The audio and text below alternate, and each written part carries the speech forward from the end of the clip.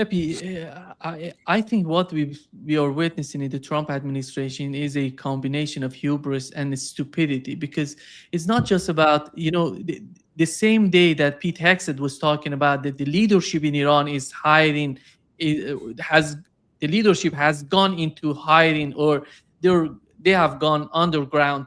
We've seen the Iranian It president was in the streets. all on the streets. It's somehow he's talking about these people, they're hiding like rats. This sort of language, and getting together with Donald Trump arguing that these people are sick because of their genetics, because they're not like us. This is the same sort of attitude as the Benjamin Netanyahu's government. They're calling Palestinians Amalek. Yes. Amalek, significant, it's the same. It's a racist comment.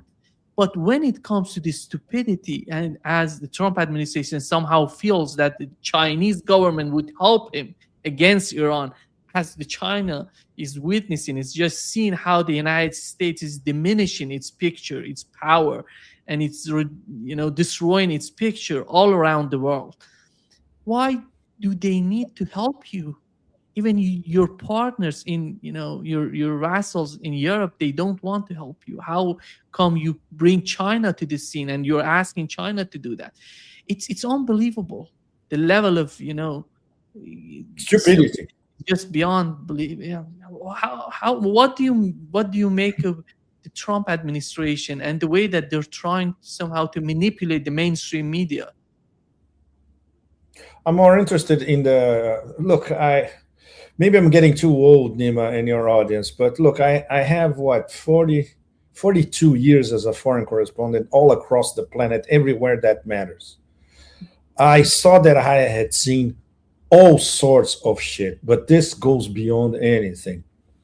So I don't even bother to follow the details anymore. My inbox is flooded with shit every day, because I am on mailing list of every think tank you can imagine, publications that I stopped subscribing, like the Washington Post or the Economist. I still receive shit all the time. So the most important thing and the most challenging is the Chinese reaction. And it's not the Chinese reaction, is how the Chinese have been playing the game, which is what I put it on the headline of my column. How Iran and China have gamed the chessboard, and it's a beauty to see now. So backtrack years ago, China was building what they never admit outright, because they know how it's going to be interpreting, in Washington, how to overhaul the international system, the system of international relations, to the benefit of China, to the benefit of the global South. So they start building multilateral organizations. They are big. Their incentives towards BRICS and the SCO, to make BRICS and SCO much more consequent, right? They keep expanding the Belt and Road Initiative, the New Silk Roads. They turbocharge their diplomacy. Their diplomacy now is much more active and proactive than before, when it was basically passive and reactive. Not anymore. And of course, they are working very closely, especially with Russia, into organizing an alternative system, or a payment settlement system, inside BRICS and outside BRICS. The CIPS, the China International Paying System, which, by the way, is being used by Iran to pay what they buy from China, and it's used by China to pay Iran in yuans for the energy that they buy from Iran. CIPS now is being, if I'm not mistaken, over 150 nations are already, if not direct members, but they are getting there. They're going to start to use CIPS sooner rather than later. So they don't even need BRICS for that. If BRICS, because of the internal contradictions of BRICS, cannot, especially this year where the traitor Indian government is hosting the BRICS summit later this year in New Delhi, they cannot get into an agreement of alternative payment system, which of their mechanisms they all agree upon, etc. China is already sailing with SIPs. And more countries in the global south will start settling their trade with China in SIPs. So China has been building this system, especially since Xi Jinping came to power in 2012. The New Silk Road, the Belt and Road Initiative, was launched in 2013. It was only 1 year in power for Xi. And then it started to pick up speed very, very, very fast. Now, you run with, and this is something that, of course, we will never have an official confirmation in Tehran or in Beijing, but it's obvious that they discuss this at the highest level. It's obvious. It's part of their strategic partnership. Iran offers to China on a plate the single move that is capable of turning the petrodollar upside down. It did not come from China. It did not come from BRICS. It did not come from an alternative payment system. It came from a country under war, attacked by the so-called most powerful army on the planet, fighting to survive, and still in the middle of the war, they come up with the definitive move, which people in the US with a brain knew it would happen. I think I told you and many other podcasts that this is something that many of us were discussing in 2017, 2018, 2019, many years ago, even before COVID. What would happen if the Strait of Hormuz is blocked? And that comes back to those Goldman Sachs projections that oil could reach not 100, 150, which could be in the next few days, not 200, which could be in the next 2 weeks, but 700. And then is the total collapse of the global economy. And we are on that road already. So Iran pulls one move, which certainly was discussed with China, because don't forget, when Iran pulled that move, they had already clinched the deal with China, authorizing free passage for any tanker delivering energy to China.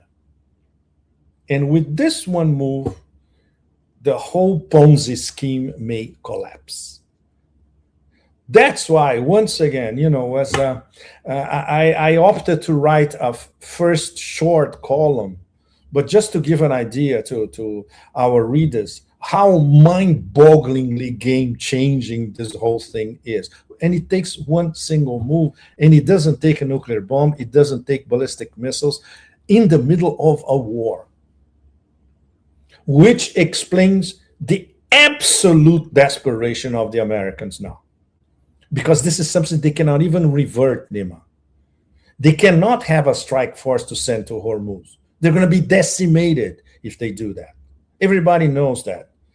The southern shore of the Persian Gulf, the Iranian shore, is crammed with anti-ship missiles, with zillions of drones, with mines that have not even installed yet, with those fast boats that can wreak havoc around any tanker.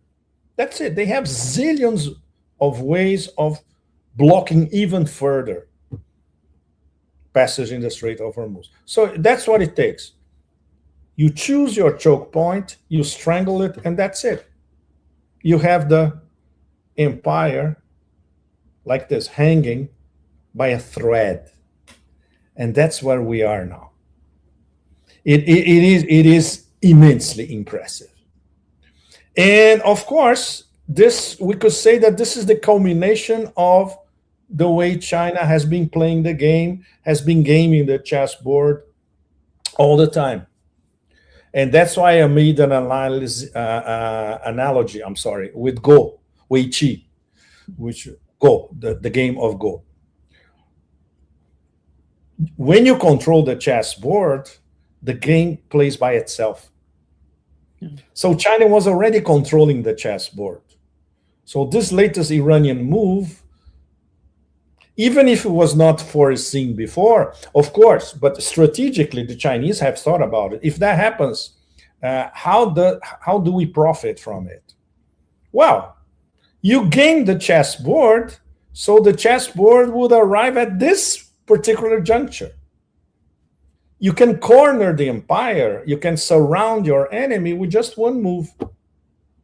And that's why this is analogically and metaphorically, it's beautiful because it's a mix of chess that Iranians play better than almost anybody and Go.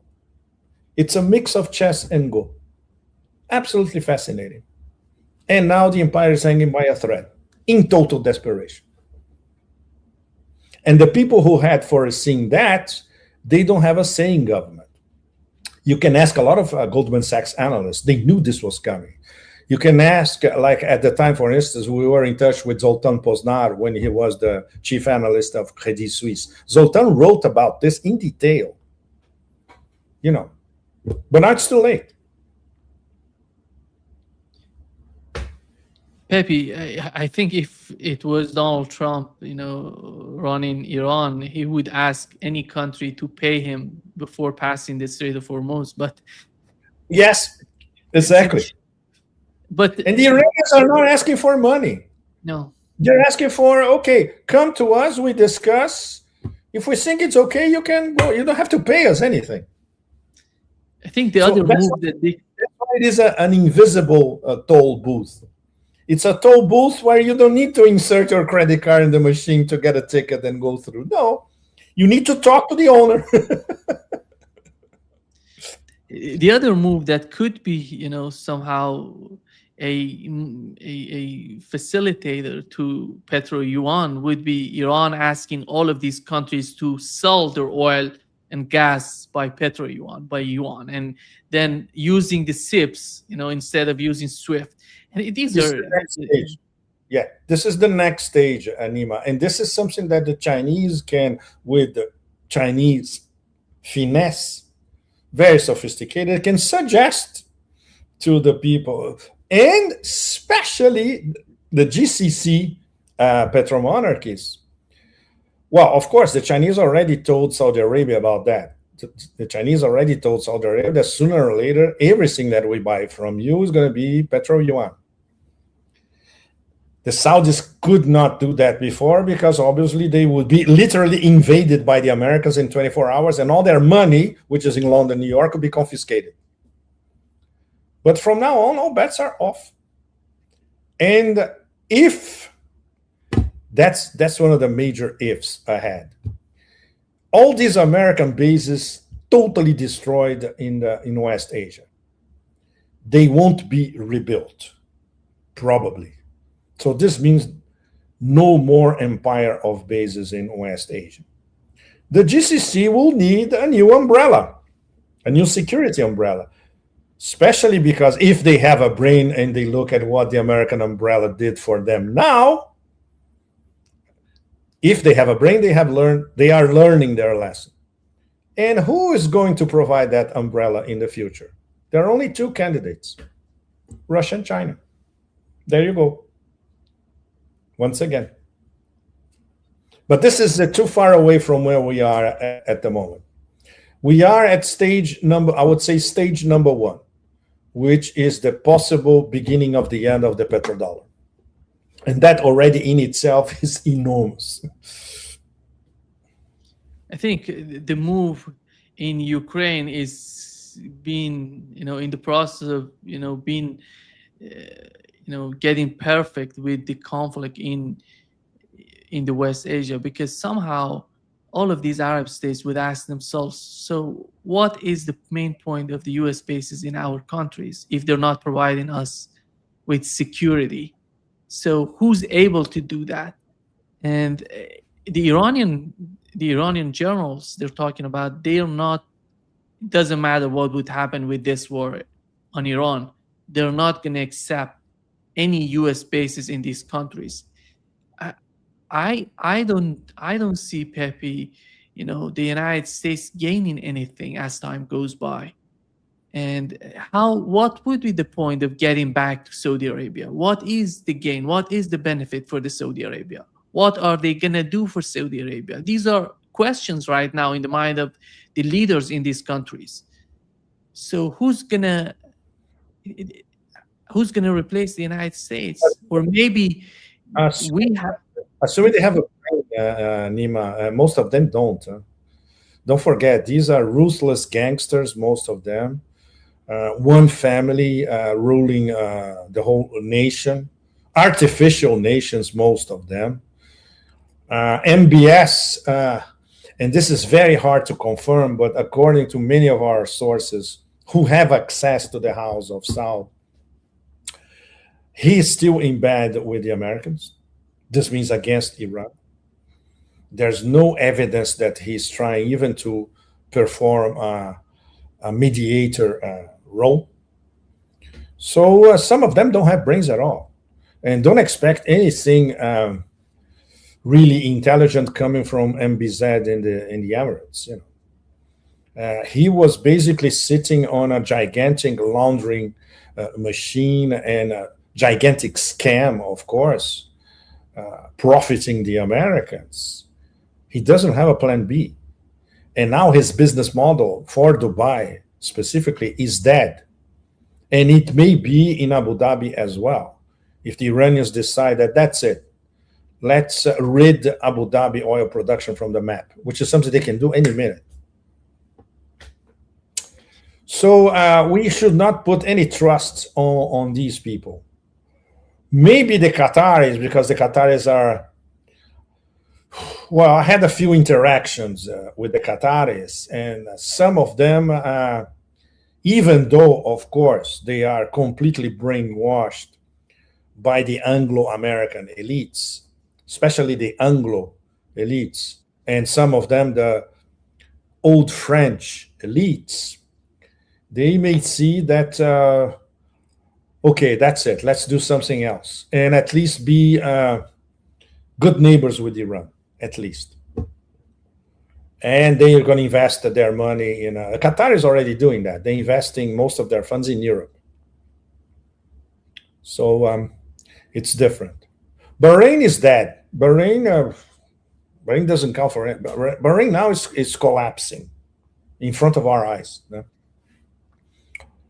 So there will be a major reorganization of the GCC. We still don't know where, but obviously anybody that thinks 2 seconds about what happened will know that the American protection umbrella is dead and probably is not coming back. And this, once again, coming back to our major theme, this was the other side of the petrodollar. The other side of the petrodollar was the most powerful army in the history of the galaxies of Star Wars, will protect you. So basically, the GCC, they were buying protection from the Americans. Look what is happening now. Pepe, here is what the U.S. Energy Secretary said about the Strait of Hormuz. Oh my God, this is an absolute asshole. Oh my God, this is... Yes, please play it, please. Sorry. There's a big debate over whether you all were prepared for what's happening in the Strait of Hormuz. If you were prepared, why is the Strait of Hormuz effectively closed right now? Because it's right near the Iranian shoreline. The world is abundantly supplied with oil and energy. We knew there would be a short-term disruption in energy flows. And to hear Chuck Schumer say that we didn't is just so he knows how foolish that is. And to say stuff to try to undermine the United States in the midst of a world-changing conflict just boggles my mind. But this mission was carefully planned out. It's been superbly executed. On the other side, we'll be in a much better place. The greatest driver of terrorism in the world, the greatest threat to global energy supplies will be defanged. Yes, we have disruption to get there, but we're going to be in a much, much better place in the not too distant future. Mr. Secretary, let's talk about Russia. The Treasury Department temporarily lifting sanctions on. Yeah. No comments, Nima. It's an imbecile. It's pointless. He spells it out his stupidity by himself. So we don't need to comment on that. Yeah, but the greater question, Pepe, would be Russia and how is the conflict in Ukraine coming to the conflict with Iran, the two wars that are happening. The combination of both is somehow reshaping Russian strategy. How do you see Russia, the way that Russia sees the conflict in the West Asia? Let's wait. It's too early to tell. If I'm back in Russia next month, I hope I'll be able to ask this in person to a lot of people that matter. But I can imagine nowadays the echoes that I'm getting is there's a lot of discomfort in Moscow deciding circles about the whole thing. But of course, at the same time, they know that this is the same war, by the way. It's not two different wars. It's the same war. The same war against Russia and against Iran. Not by accident, two of the existential threats to the empire, according to their own national security strategy, even if they try to alleviate a little bit in the last redaction. Two top BRICS, interlinked, and two top proponents of a new system of international relations. So it's a war against two top BRICS, three top BRICS, because it's also against China. So this is de facto hot war against the BRICS. We thought it would take a long time for this the stage of hybrid war to get into hot. It got there in a flash. So people in positions of power in Moscow, they know this very, very well. There is a very, very serious debate on what to do with Ukraine now. Many people very well positioned, including people in the intel apparatus, said, that's it. Let's go for the head of the snake. That's it. It took too long. Let's finish this war now. But that's not the strategy of President Putin. So the least we can expect is a serious debate at the highest levels, at the Security Council level in Russia, on are we going to change our strategy now? Are we going to keep doing what we're doing but more forceful? Or are we going to launch a super offensive and finish this off before the end of the year?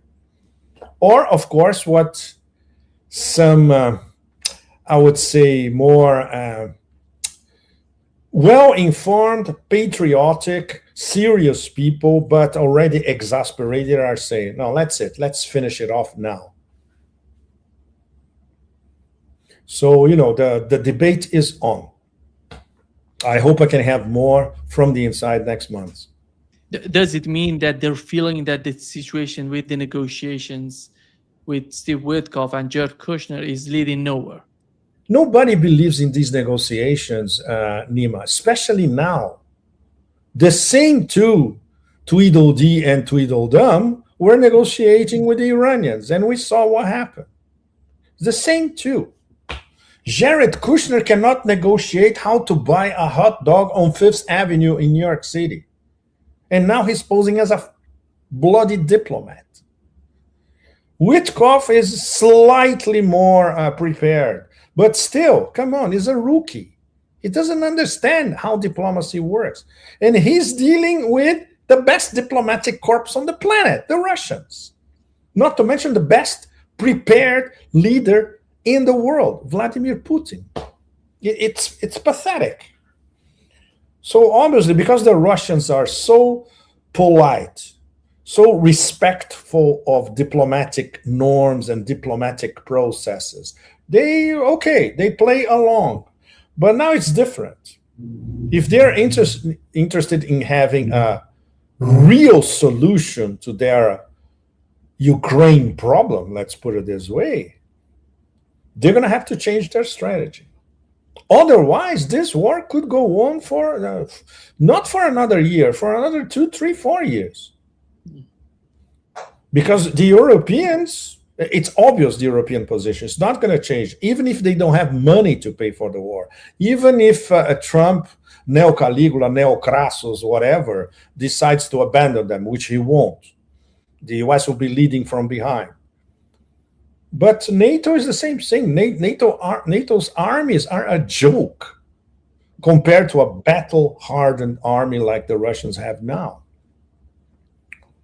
But they still insist that the war will keep going, and they are going to rearm because there will be war against Russia by 2030, according to NATO internal documents. It's the madness did not disappear because of the war on Iran. I think before wrapping up, Pepe, the other aspect of the conflict of the war would be if Houthis or Yemenis decide to close the Bab al-Mandab, the Red Sea. That would be hugely influential. And do you see that happening anytime soon? Yes, or? It's quite possible. There are some our contacts in Sana. There are some echoes. They are not saying that explicitly. They are just saying it's on the table. We may decide to get into the war side by side with Iran. And of course, the first thing they'll do is to close the Bab al-Mandeb. And by extension, the Red Sea. So that's it. They can do it. If that happens, then it's, in terms of the global economy, then it's mega, because we are in the chaos moment. It's going to be mega chaos, and they can do it. Yeah. And of course, and if they are attacked by Israel, then all bets are off. Then they will go all the way. Yeah. Our friend Larry, this is amazing. Brother Pepe. Hey, man. You've been doing good. ¿Qué tal, cabrón? ¿Cómo estás? Aguantando. Aguantando.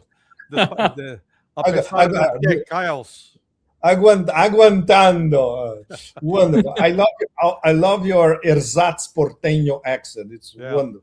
I got that it's Spanish with an Italian accent, okay? It's beautiful. Okay, before I leave, Larry, can I ask you a question? Sure. Maybe to launch your next hour. Give me your, how could I put it, Cheech and Chong interpretation of the Trump Armada going to liberate the Strait of Hormuz. Well, he's still looking for it, Come on, everybody, let's get him. Let's go get him charged. He looks behind, nobody's there. There's nobody there. I'm watching. You'd like to, if people weren't dying, and if this wasn't so much destruction being caused, this would be hilarious. This would be like a Monty Python skit on cocaine. Just amped up and just crazy. And they keep jumping from narrative to narrative. And lying throughout. For example, they claimed that those two KC-135s ran into each other and the one plane crashed. No, that didn't. It was shot down. I mean, I've got that confirmed. It was shot down. They are effectively out now of THAAD missiles and Patriot 3, the PAC-3s. They're out, depleted. And they don't seem to, nobody seems to grasp that. So, I mean, it's the lie after lie being presented in this narrative, and they're still waiting for Iran to surrender. We got to run right where we want them. And Iran is like, okay, you started this, we'll finish it. And the fact that I guess CIA tried to brief Trump on the danger of closing the Strait of Hormuz. So the good news is CIA was doing its job. But as is typical of so many of these instances, the president decides, I know best, and they ignore the intelligence. At which point now the intelligence community is starting to leak out. Now, we told him, he just ignored it. So I don't see how Trump gets out of this, frankly. Well, the CIA is covering their asses now. This is what they Yep. do, right? Yeah. Yeah. I mean, They obviously told him this is the people with an IQ over 10 in the Pentagon also know it because they gamed it before. yeah, there, you know, you see when leaks, the Wall Street Journal put out an article pretty detailed about how, you know, Trump was warned about this and warned about that.